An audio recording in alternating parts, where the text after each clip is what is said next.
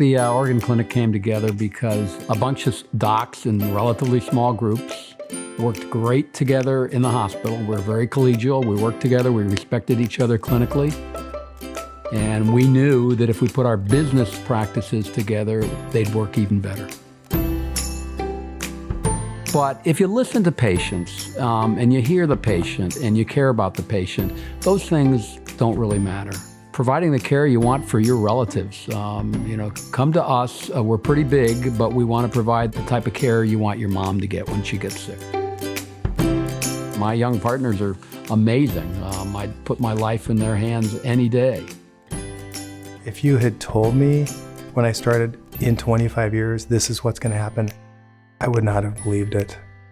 What are we going to do in the next 25 years? It'd be fun to see.